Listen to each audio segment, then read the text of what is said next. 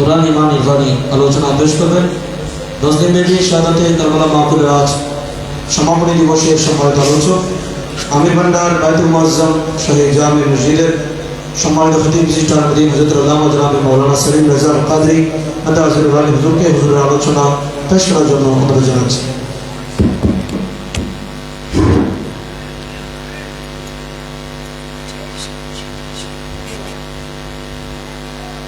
আসসালামু আলাইকুম ওয়া রাহমাতুল্লাহি ওয়া বারাকাতুহু। আস্তাগফিরুল্লাহ রাব্বি মিন কুল্লি যামবি ওয়া আতুবু ইলাইহি। লা হাওলা ওয়া লা কুওয়াতা ইল্লা বিল্লাহিল আলিয়্যিল আযীম। الحمد لله رب العالمين والعاقبة للمتقين والصلاة والسلام على رسوله المحمد صلى الله عليه وسلم وآله وأصحابه وأولياء ملته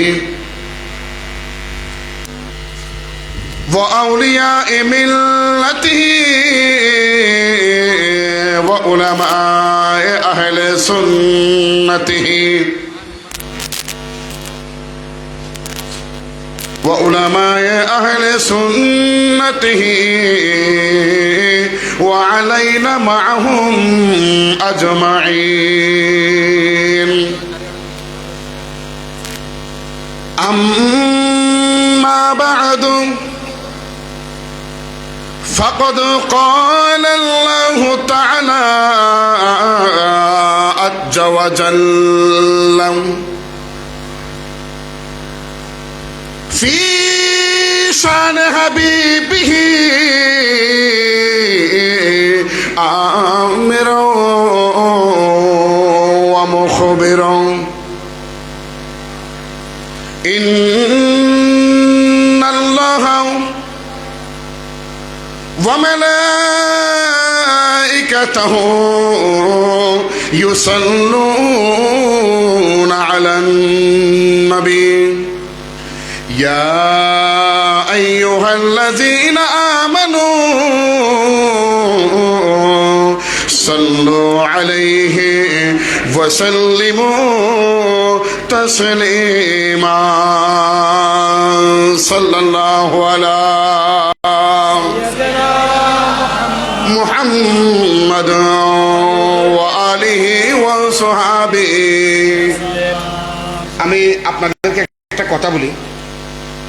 আমিরুল আউলিয়া ঐতিহ্যবাহী দরবার শরীফের প্রতিষ্ঠাতা প্রাণ পুরুষ হুজুর আমিরুল আউলিয়ার নজরে করম আপনাদের উপর সকলের উপর আছে, এই বিশ্বাসটুকু আমাদের আছে কি নাই?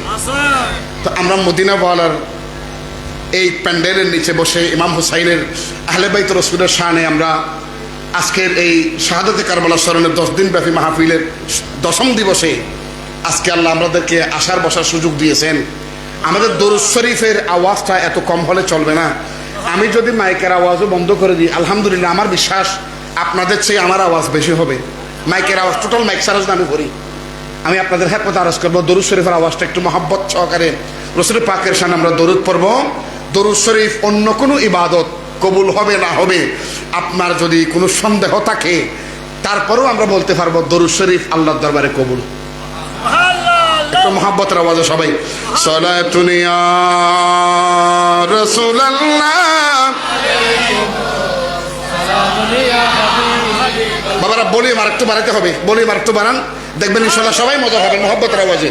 সালাতুন ইয়া রাসূল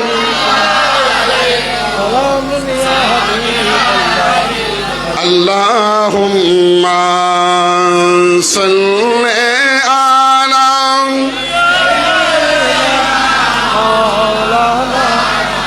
মুহাম্মাদ ওয়া আলা আলি সাইয়্যিদিনা कलमा ये तौहीद है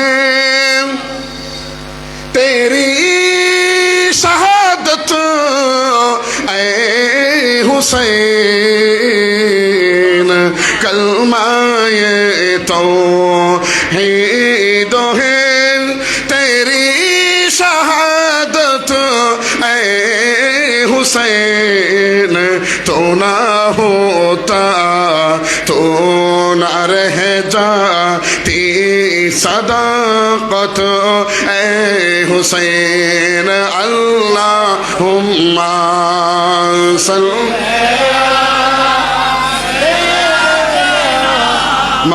मौलाना मुहम्मद वाला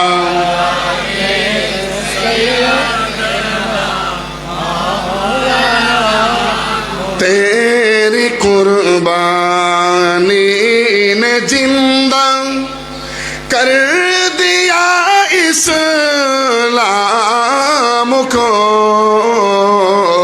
वो रहेगा ताअबद तेरी बदौलत ऐ हुसैन अल्लाहुम्मा जुरे जुरे जुरे सैयद मौलाना मुहम्मद वाला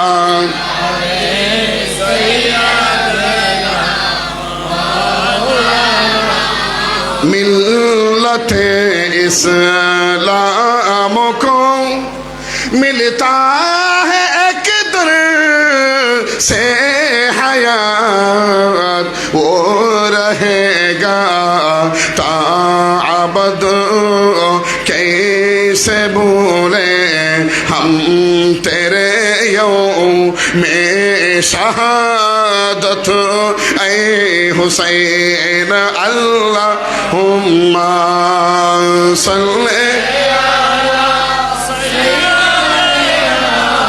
मौलाना मुहम्मद वाला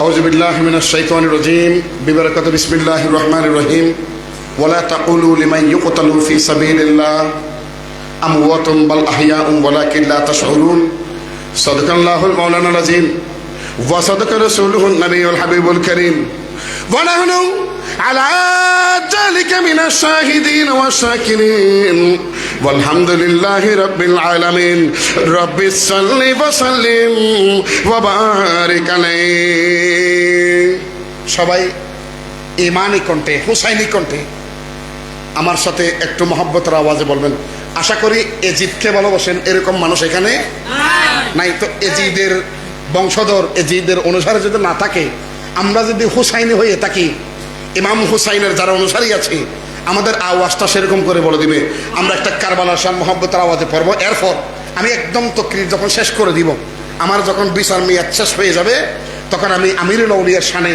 আমি একটা মানকাবাত লিখেছি এটা আপনাদেরকে শুনিয়ে বরকতের জন্য আমি বিদায় দিব চলুন সবাই মহব্বতের আওয়াজে ইমাম হুসাইনের শানে আমরা কারবালার শানে একটা মানকাবাত করি এরপর মূল আলোচনায় চলে যাবো ইনশাআল্লাহ মাঝখানে আমি কোনো নাতে মুস্তাফা করবো না সবাই মহব্বতের আওয়াজে আমার সাথে একই কণ্ঠে কণ্ঠ মিলিয়ে একই ঠোঁটে ঠোঁট মিলিয়ে মহব্বতের আওয়াজে বলবেন ইয়া শহীদ কারবালা ইয়া শহীদ কারবালা ইয়া শহীদ কারবালা ইয়া শহীদ পিছনের ভাইরা আমার বাবারা বন্ধুরা ভাইরা আমার আজকে এই বৈঠক শেষ বৈঠক মনে করেন আপনাদের জন্য শাহাদাতে কারবালার মাহফিল আজকের এটা শেষ মনে করবেন হায়াতের বাজারটা লাগামী বছর হবেন মহব্বতের আওয়াজে ইয়া শহীদ কারবালা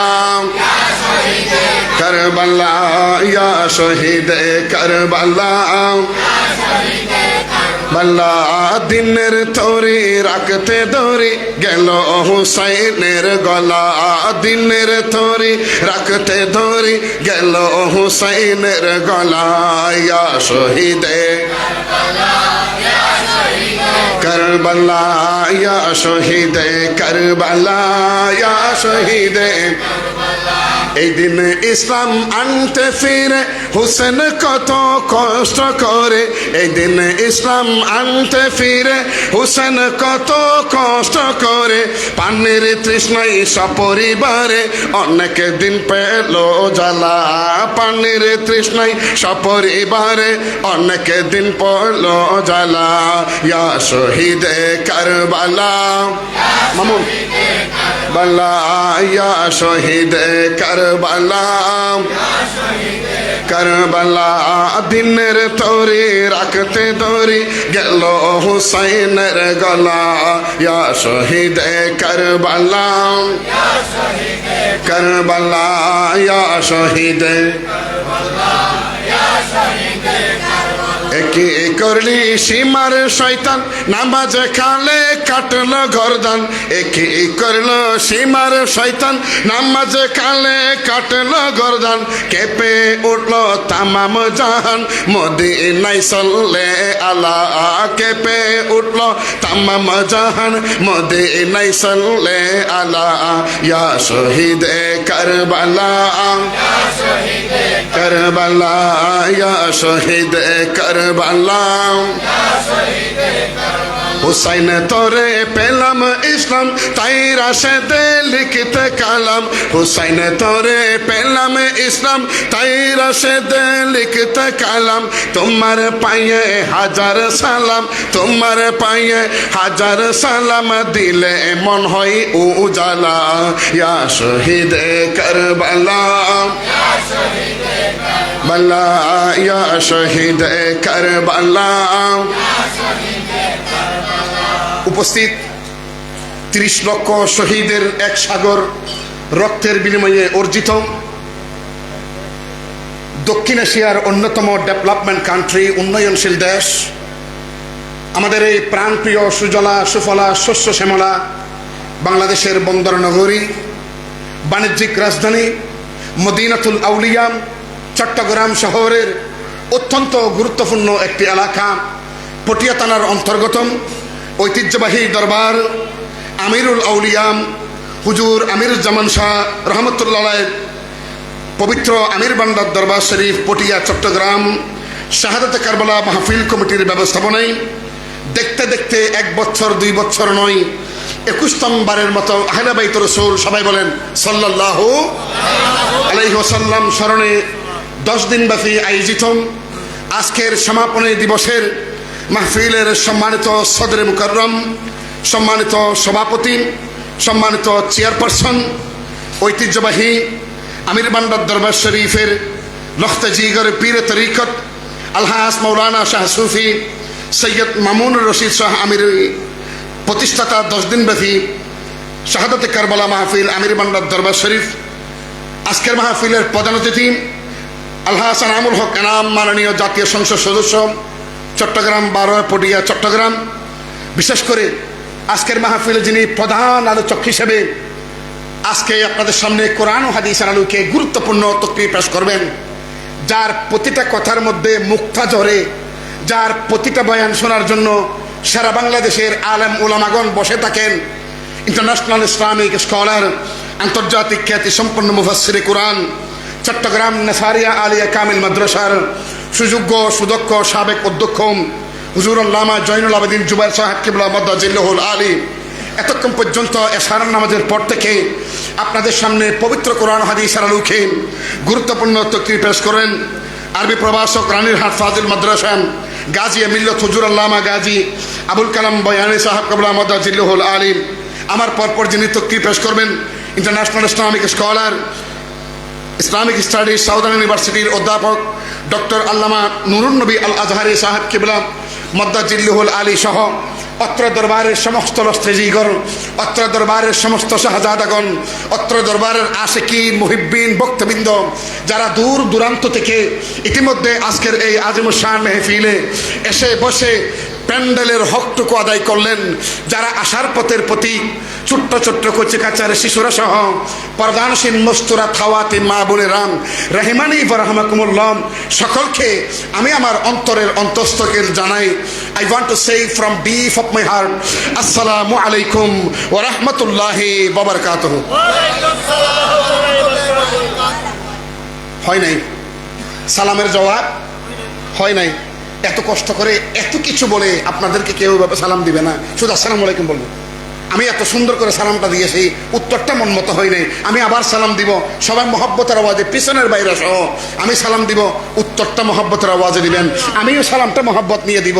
আসসালামু আলাইকুম ওয়া রাহমাতুল্লাহি ওয়া বারাকাতুহু। সর্বপ্রথম মহান মুনিবের দরবারে লক্ষ কোটি শুকরের সিজদা আদায় করছি, যেই রব্বুল আলামিন আমাদেরকে 2021 ইংরেজি সনের প্রাণঘাতী মহামারী করোনা ভাইরাস থেকে মুক্ত রেখেছেন, ঠিক না বলেন? আমরা দেখেছিলাম করোনার সময় অনেক প্রতি মহারথী কোটি কোটি টাকার মালিক সামান্য একটা অক্সিজেনের অভাবে দুনিয়া থেকে বিদায় নিয়েছেন, ঠিক না? আমরা দেখেছিলাম করোনার সময় বাবার লাশ সন্তান ধরে নেই, জিজ্ঞেস করলাম তুমি এই লাশটা ধরছো না কেন? যদি বা উনি আমার বাবা, উনাকে ধরলে আমারও করোনা হবে, এরকম একটা ধারণা ছিল না? আমরা দেখেছিলাম করোনার সময় ভাইয়ের লাশ ভাইয়ে ধরে নাই, আমরা দেখেছিলাম করোনার সময় আত্মীয়র লাশ আত্মীয় ধরে নাই, জানাজা দূরের কথা। আমরা দেখেছিলাম করোনার সময় এমন একটা সময় গেছে মনে হচ্ছে যেন হাসরের ময়দান আল্লাহ আমাদেরকে দুনিয়াতে দেখিয়ে দিয়েছেন। সেই কঠিন মুহূর্ত থেকে আল্লাহ আমাদেরকে হায়াতের বাজেটকে লম্বা করেছেন। আরো একটি আহলে বাইত রাসূলের শানে আমিরুল আউলিয়ার এই নূরানি কদমে বসে আশার বসার সুযোগ দিয়েছেন। সেই রব্বুল আলামিনের শুকর আদায়ের জন্য সবাই আমার সাথে কণ্ঠ মিলিয়ে একটিবার জুবান করে বলি আলহামদুলিল্লাহ।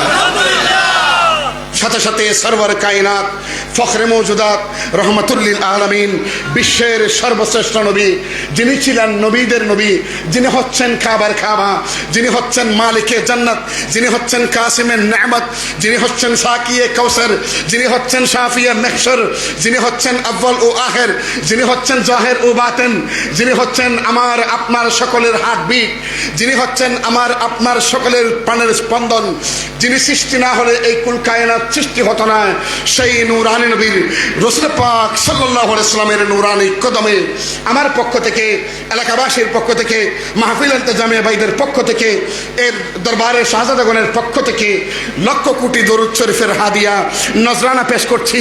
আবারও ওই রব্বুল আলামিনের শুকর আদায় করছি যিনি আমাদেরকে অন্য কোন নবীর উম্মত বানান নাই।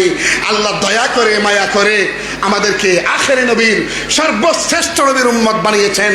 ওই রব্বুল আলামিনের শুকর আদায়ের জন্য আমাদের সামনে পিছনে যারা বসেছেন সকলে একটিবার জুবান করে বলি আলহামদুলিল্লাহ।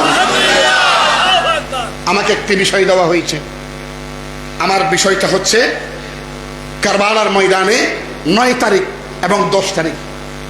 বলেন না কয়দিন? বাবা পিছনের বাইরে একটু কথা বলেন, কয়দিন? আমার সাথে কথা বললে আমিও মজা পাবো, আপনারও মজা হবেন। বলেন কয়দিন? 2 দিনের কি ঘটেছিল সারমর্ম, সাবস্টেন্স, সারমর্ম সংক্ষিপ্ত ঘটনা গুছিয়ে আমি আপনাদেরকে আপনাদের ব্রেনের মধ্যে ঢুকিয়ে দেওয়ার চেষ্টা করব।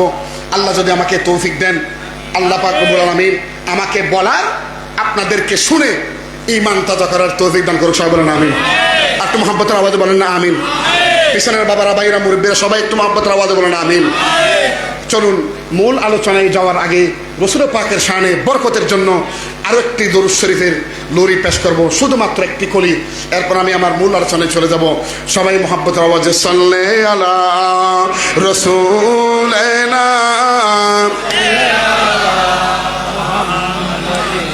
সাল্লে আলা হাবিব जमीन जमा तुम्हारे लिए मकीन मकाम तुम्हारे लिए चुनी न चुना तुम्हारे लिए बने दो जहां तुम्हारे लिए सल्ले आला जुरे मुहम्मदिन सल्ले आला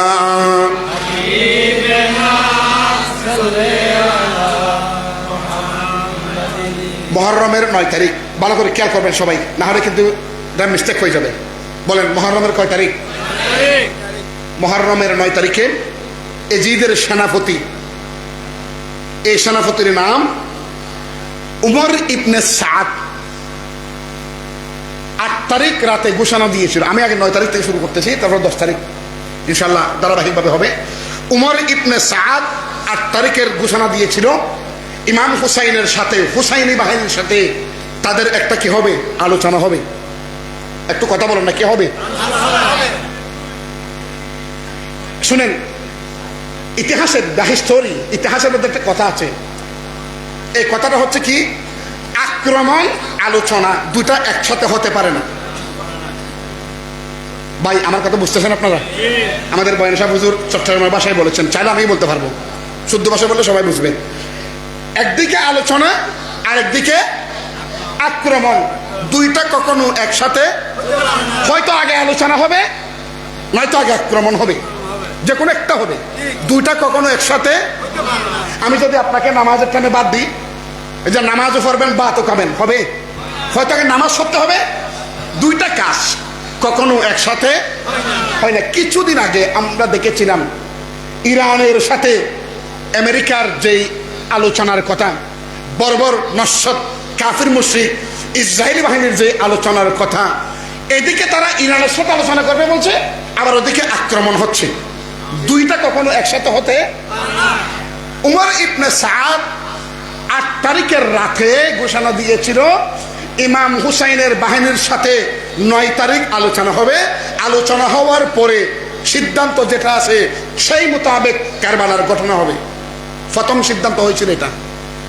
ওরা কি করলো, এজিদি বাহিনী তো মুনাফিক, এজিদি বাহিনী শর্ট, এজিদি বাহিনী হচ্ছে যাদের কথার কোনো দাম, বাবা একটু কথা বলেন, কথার কোনো দাম, ওদের অন্তরে একটা, মুখে আরেকটা, মুখে বলছে একটা, অন্তরে বলতেছে।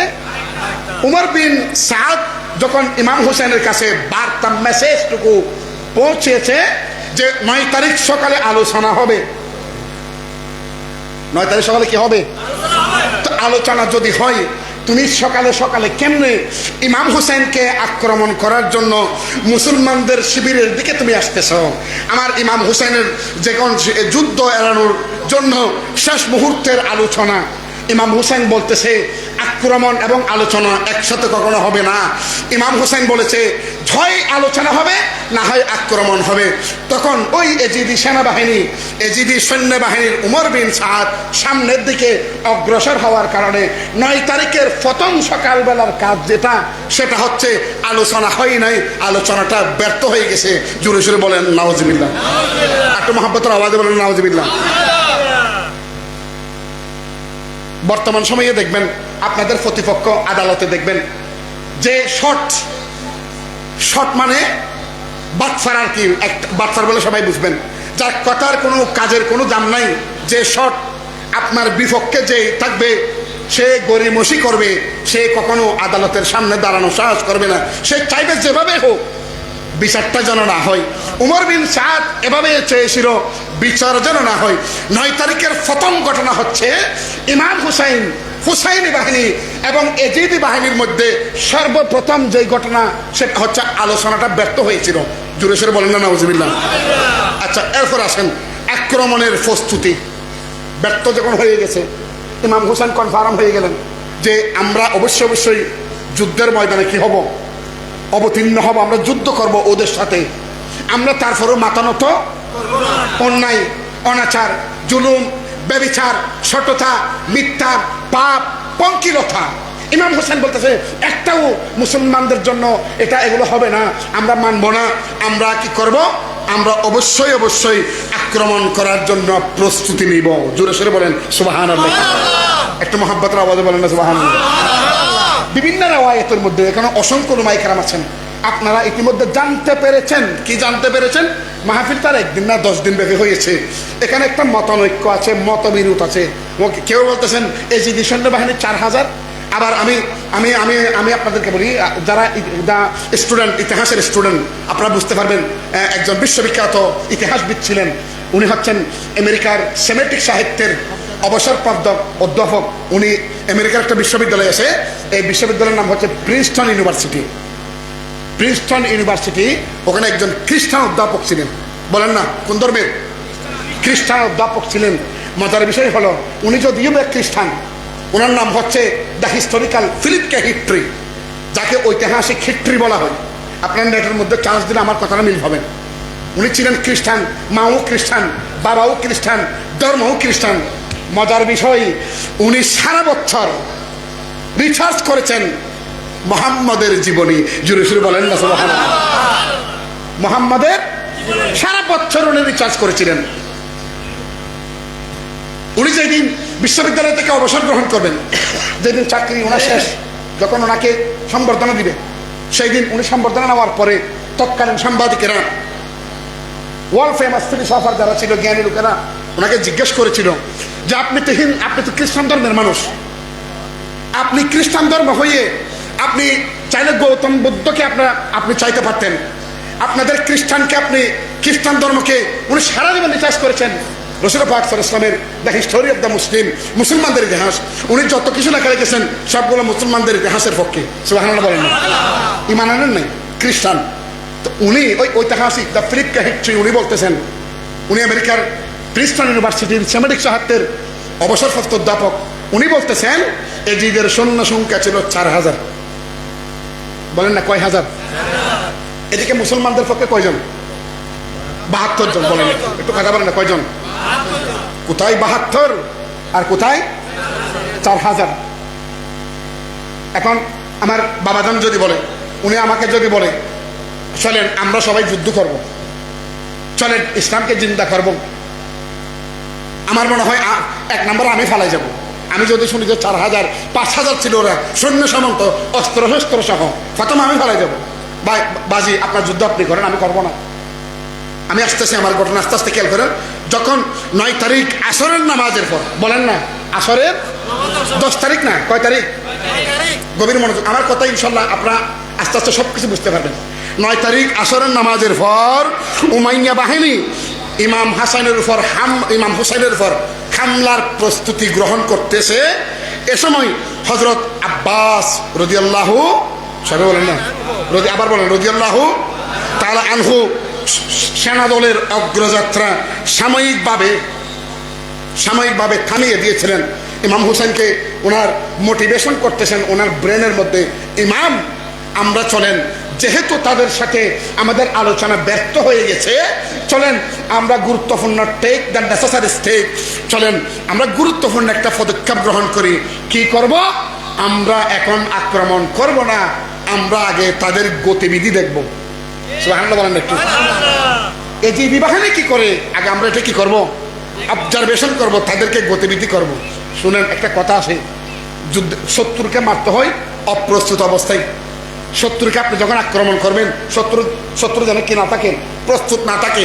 এইভাবে হযরতে আব্বাস রাদিয়াল্লাহু তাআলা আনহু ইমাম হুসাইনকে বলতেছেন যে সাময়িকভাবে আমাদের অগ্রযাত্রা আমরা থামিয়ে দিব।